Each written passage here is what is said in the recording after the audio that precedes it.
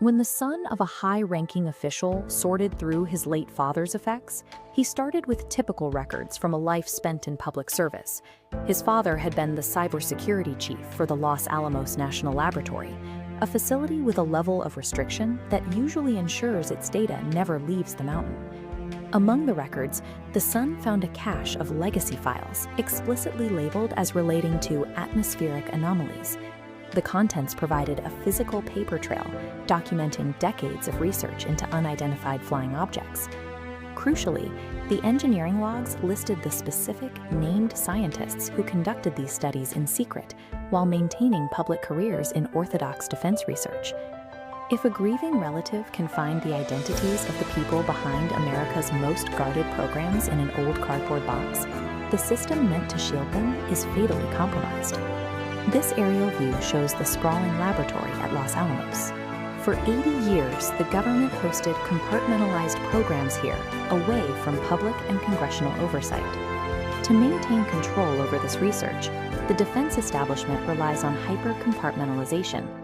This practice divides researchers into tiny silos, preventing any single individual from seeing the full scope of a project. Because these programs exist off the books, the scientists and engineers involved often operate without the standard institutional protections or counterintelligence support provided to conventional military projects. Generations have carried these burdens in the dark. Since the 1940s, a hidden network of experts studied anomalies the government officially claimed did not exist. This concentration of expertise has turned R&D centers like Los Alamos, Oak Ridge, and Savannah River into primary targets for foreign surveillance. The system built to protect these secrets has instead created a human vacuum. By isolating the people who hold the knowledge, the defense establishment has left its most specialized assets completely exposed. That exposure has resulted in a modern counterintelligence crisis that the federal government is no longer able to ignore. Since 2022, 11 American scientists with high-level clearances have vanished or died under unusual circumstances. These individuals were not selected at random. Each possessed specific expertise in advanced propulsion, nuclear technology, or anomalous material science, the core pillars of legacy reverse engineering programs. Foreign intelligence services use a tactic called network mapping. By monitoring personnel moving between secure facilities, an adversary identifies the human links within a secret program. They don't need to hack a secure server if they can extract the isolated people who hold the data. Because the research into these anomalies was siloed off from standard counterintelligence, these scientists were left without the protection required for the level of knowledge they possessed. The most significant case in this pattern occurred in February 2026 with the disappearance of a retired Air Force Major General. Major General William Neal McCasland was the former commander of the Air Force Research Laboratory, the body responsible for managing the military's most advanced aerospace technology. McCasland possessed Department of Energy Q clearances and extensive knowledge of legacy programs. For a foreign intelligence service, he is a primary target for extraction.